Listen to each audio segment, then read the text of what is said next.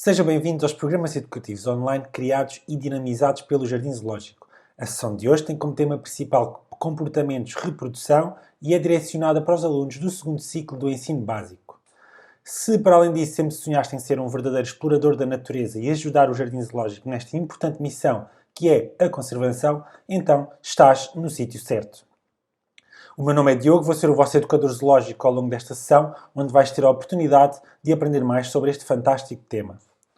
Vamos então começar a falar sobre a reprodução e o ciclo de vida. Vamos ver o que é que são estes dois processos. De seguida vamos passar a aprender um pouco mais sobre o desenvolvimento do novo ser, ver como é que se faz esse desenvolvimento e por fim vamos ainda ver que comportamentos é que são normais dos animais terem na época de reprodução e ainda como é que esses comportamentos podem ser vistos então no jardim zoológico. Vamos começar então pelo primeiro tópico, reprodução e ciclo de vida. O que é então a reprodução? É a primeira pergunta que nós temos aqui hoje no nosso slide e é muito simples, é o processo pelo qual os seres vivos dão origem a outros semelhantes. É o caso aqui destas girafas, quando uma girafa adulta tem uma cria, ou seja, que se reproduz e gera uma nova girafa. E esta reprodução é um processo muito importante porque só desta forma é que se consegue garantir a continuidade das espécies. É a única forma das espécies continuarem a existir no nosso planeta, no seu habitat. Este processo leva-nos também a saber o que é o ciclo de vida de um animal onde a reprodução está incluída. E este ciclo de vida é então uma sequência de modificações que um animal sofre durante o seu desenvolvimento. É muito importante que cada animal cumpra o seu ciclo de vida completo, pois só assim então consegue chegar à idade adulta para se reproduzir e ter então as suas crias e continuar o ciclo de vida do próximo animal. Aqui na imagem temos um exemplo de um ciclo de vida de uma ave. Podemos começar ali pelo caso do ovo, em que o ovo surge, não é? E depois, ao fim de um tempo, existe a eclosão, ou seja, o animal sai do interior do ovo. De seguida, esse animal, que ainda é pequeno, vai se desenvolver ainda mais já fora do ovo, ou seja, vai crescer, esta fase do crescimento, até chegar depois à idade adulta, onde pode procurar um parceiro sexual, ou seja, um macho ou uma fêmea, para se reproduzir e depois gerar um novo ovo, e assim é o ciclo de vida de um animal.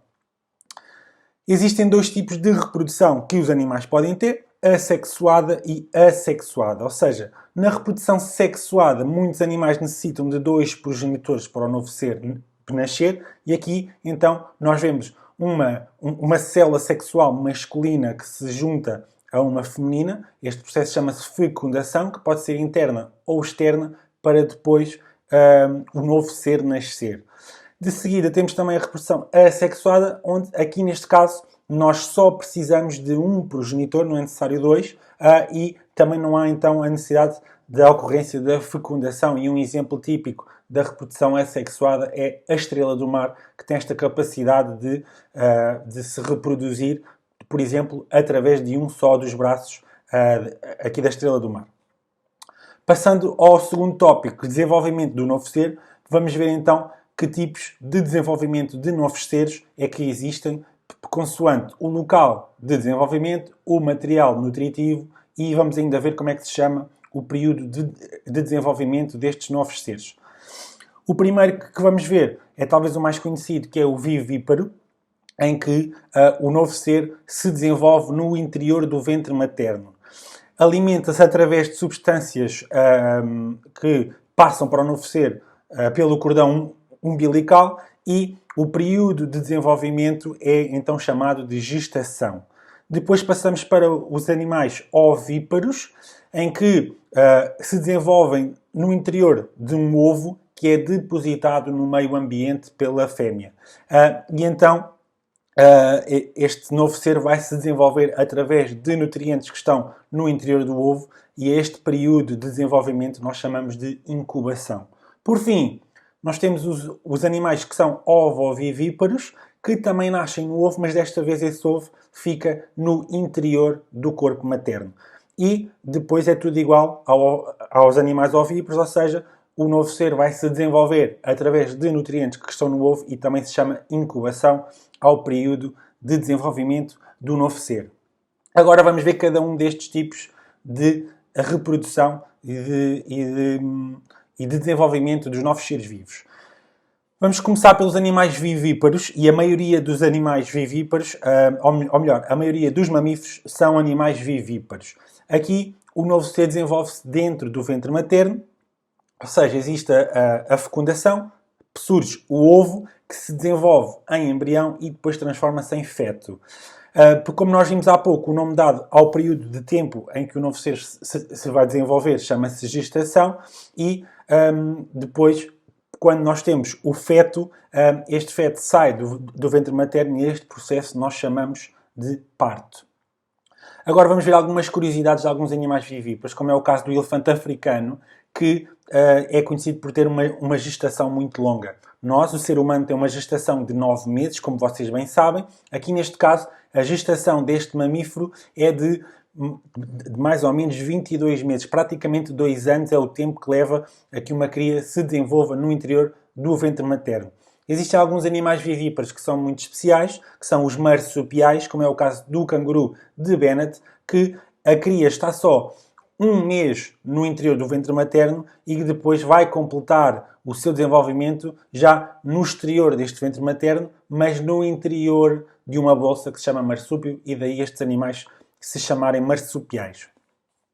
Outra curiosidade é o caso do hipopótamo comum, em que o acasalamento, o parto e a amamentação do novo ser ocorrem geralmente dentro da água, ou seja, é um animal que depende muito da água e então todo este processo reprodutivo acontece dentro da água, e nos jardins zoológicos eles têm essa hipótese porque têm sempre na sua instalação uma zona com água onde podem fazer todo este processo, e aliás já aconteceu também a reprodução de hipopótamos comuns. Outro exemplo que também é muito conhecido é o da girafa de Angola, em que a fêmea se mantém de pé durante todo o parto. E nós temos aqui um pequeno vídeo que é feito no jardim zoológico, num parto de uma girafa no jardim zoológico, em que vocês podem ver a mãe está de pé e a cria vai cair daquela altura, de mais ou menos 2 metros de altura, e este cair no solo é muito importante porque faz acelerar os batimentos cardíacos deste novo ser e vai também fazer com que a respiração aconteça de uma forma melhor e que vai permitir então a vida deste novo ser que acabou de nascer. Depois vocês podem ver até os primeiros cuidados maternos, que é lamber a cria, que ao fim de algum tempo fica logo pronta a andar. Ao fim de alguns minutos, algumas horas, começa logo a andar, e é um processo muito interessante e que vocês podem vê-lo aqui a acontecer no jardim zoológico. Depois passamos para os animais ovíparos. Todas as aves, a maioria dos répteis e alguns anfíbios e peixes são animais ovíparos, ou seja, o novo ser desenvolve-se num ovo que é depositado no exterior do corpo materno.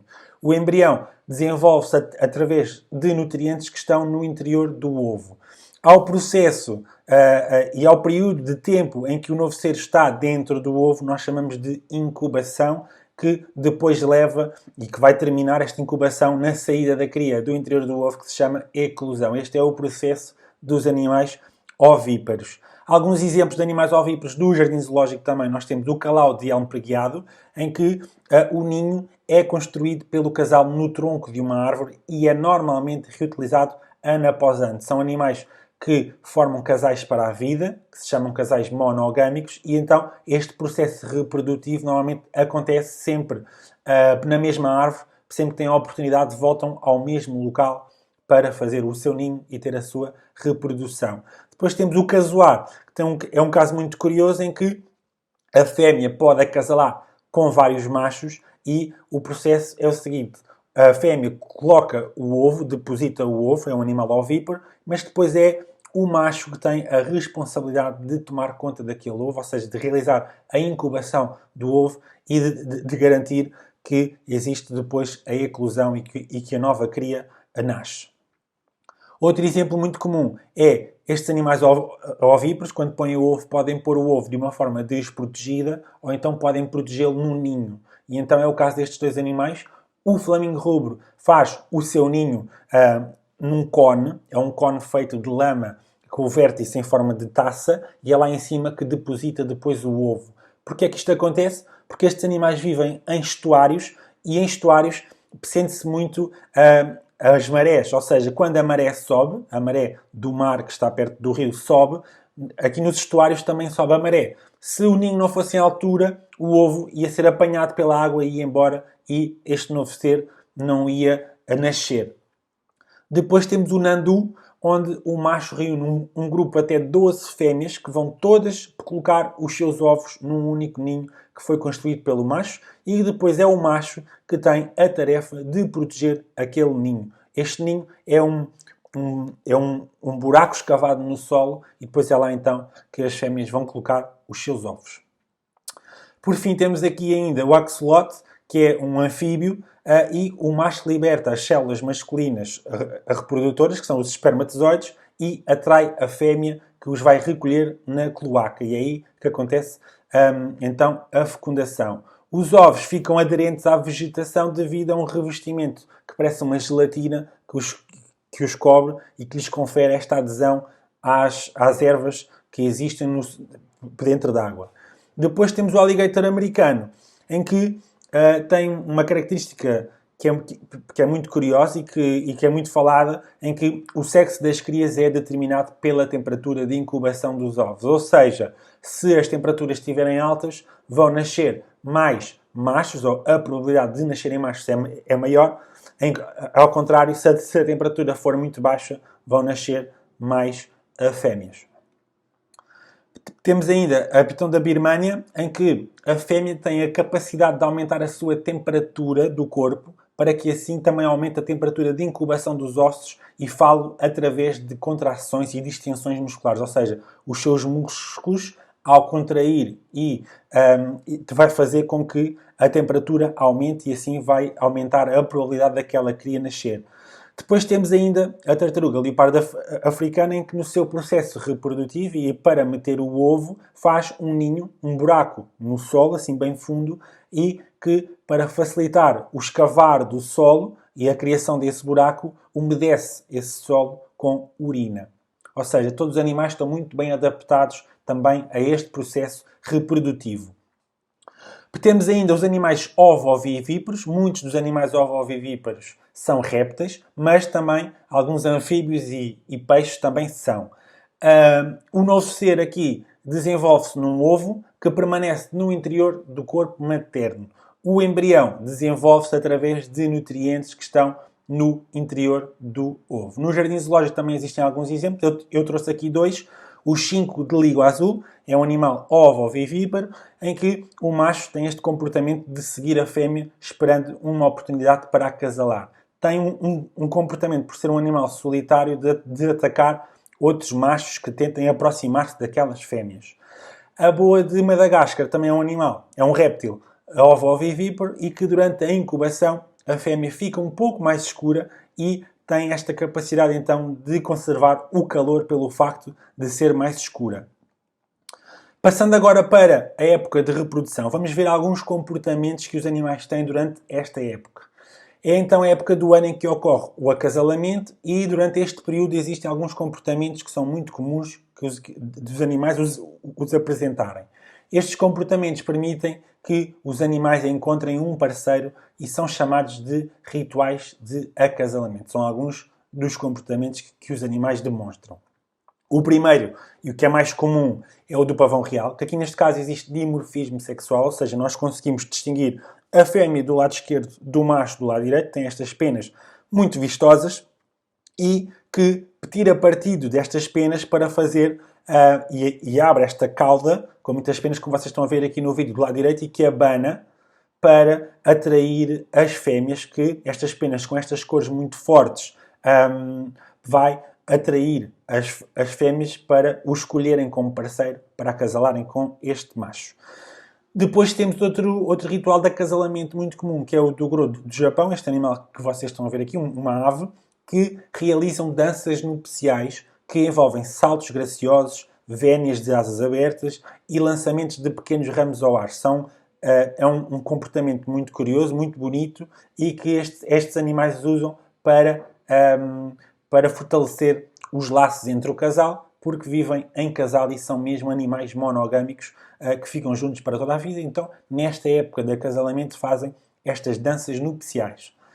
Outro comportamento muito comum de ritual de acasalamento é o do alligator americano, em que os parceiros empurram-se mutuamente e cada um pressiona a cabeça do outro e o pescoço de modo a avaliar a sua força, e é com base nesta força que escolhem então o seu parceiro sexual.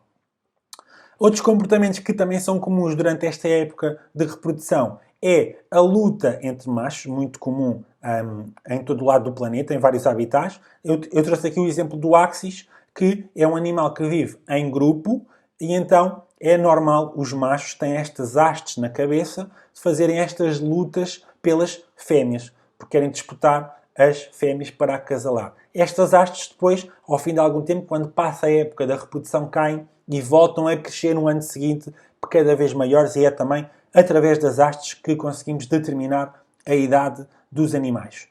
Temos ainda o koala, em que os machos marcam os ramos com secreções de uma glândula que tem aqui no peito. Essa glândula tem um cheiro muito forte e ao abraçarem as árvores, esse cheiro fica nas árvores e vai então marcar o seu território e vai marcar também as fêmeas que estão dentro deste território. E vai fazer também com que as fêmeas se sintam atraídas por este cheiro e que então possam passar então ao ato do acasalamento para que aconteça a reprodução. Temos aqui mais um exemplo muito rápido, o macaco cauda de leão, que quando uma fêmea está receptiva, ou seja, está na altura do acasalamento, apresenta um inchaço de pele rosada na zona interna da base da cauda e emite vocalizações muito fortes. Ou seja, aqui também há um sinal sonoro que também é muitas vezes usado entre parceiros sexuais na época do acasalamento. Passando agora para o Jardim Zoológico, nós vamos ver de que forma é que o Jardim Zoológico se preparou para este processo da reprodução e o que é facto é que o Jardim Zoológico tem um grande sucesso reprodutivo em várias espécies. Aqui vamos ver o exemplo das chitas e o médico veterinário Rui Bernardino vai nos explicar como é que funciona este processo. O Jardim Zoológico, quando decidiu reconstruir a instalação das chitas, teve como preocupação fazê-lo para que se tentasse que houvesse reprodução nesta espécie. Isto é importante ser planeado logo desde o momento em que são feitas as instalações, porque machos e fêmeas, quando vivem em conjunto, tendem a não reproduzir-se. Portanto, em termos de instalações, os machos têm que estar separados das fêmeas, existe uma barreira física e depois é um jogo permanente que tem que ser acompanhado para que as fêmeas possam ser identificadas quando estão em cio. Isto acontece porque os machos vão ao espaço das fêmeas marcar o território através de urina, através de fezes, e depois tem que haver uma observação atenta dos comportamentos das fêmeas. Ou seja, aqui o Jardim Zoológico teve que adaptar esta instalação ao processo reprodutivo das chitas e o que é facto é que são animais, estes felinos, que têm um grande sucesso reprodutivo no Jardim Zoológico aqui em Lisboa. Depois, outro exemplo é o do hidrossauro das Filipinas, que tem um comportamento comum de colocar os ovos perto da água e vamos ver como é que o Jardim Zoológico lhe permitiu este comportamento natural. Já tivemos reprodução cá no zoo com estes animais. Para esse sucesso tivemos temperaturas, umidades, alimentação e muitos cuidados básicos.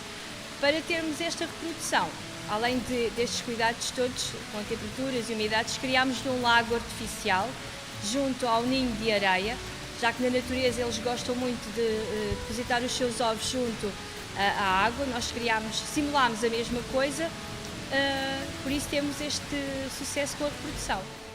Ou seja, é fundamental que os animais tenham a oportunidade de ter comportamentos naturais e também ao nível da reprodução. E isso aqui foi possível graças ao trabalho dos tratadores do reptilário. O elefante africano é também um exemplo de um animal em que o Jardim Zoológico teve que adaptar a instalação à sua reprodução. Os machos são solitários, ou seja, vivem sozinhos. Então, durante a época do acasalamento, o macho faz um percurso até à instalação onde está o grupo das fêmeas para acasalar e depois volta de novo para a sua instalação onde fica sozinho, que é exatamente o mesmo processo que acontece no habitat. Para terminar, é importante também ver a evolução do Jardim Zoológico e aqui o que se fez, no caso do pinguim do Cabo, foi Se eles apenas tivessem esta zona que vocês estão a ver aqui, onde nadam, eles nunca iriam colocar os seus ovos, porque na natureza eles colocam os ovos longe da água, ou seja, fora da água, porque associam a água aos predadores. Então, fez-se esta zona seca, onde existem estes túneis, estas grutas, que lhes possibilita fazer o ninho, okay, longe da água, e então ter a reprodução, que é também um sinal de bem-estar de um animal, e aqui no Jardim Zoológico é possível vê-lo também no Pinguim do Cabo. Para finalizar, a reprodução é então muito importante porque o Jardim Zoológico não retira animais da natureza, ou seja, para garantir também a continuidade destes animais no Jardim Zoológico e para que o Jardim Zoológico continue a sua importante missão de conservação, é importante que exista reprodução. Para criar também programas europeus de reprodução de espécies ameaçadas, EEP, é como se chamam estes programas. É o caso aqui deste Oryx de cimitarro que vocês estão a ver aqui nesta imagem, que é um animal que atualmente está extinto na natureza e que o Jardim Zoológico consegue reproduzi-lo e garantir a continuidade desta espécie no nosso planeta. E, por fim, também para criar alguns programas de reintrodução de espécies ameaçadas, como é o caso do conhecido leopardo da Pérsia, em que o Jardim Zoológico contribui e é coordenador, então, deste projeto. Espero que tenham gostado desta sessão. A próxima sessão é sobre conservação de biodiversidade, onde vamos falar muito sobre plantas. Obrigado por terem participado. Se tiverem alguma questão, enviem e-mail para pedagogica@zoo.pt ou então podem ir até ao nosso site www.zoo.pt, onde tem muitos recursos educativos que podem usar não só em casa para estudar, mas também na escola com os vossos professores. Obrigado!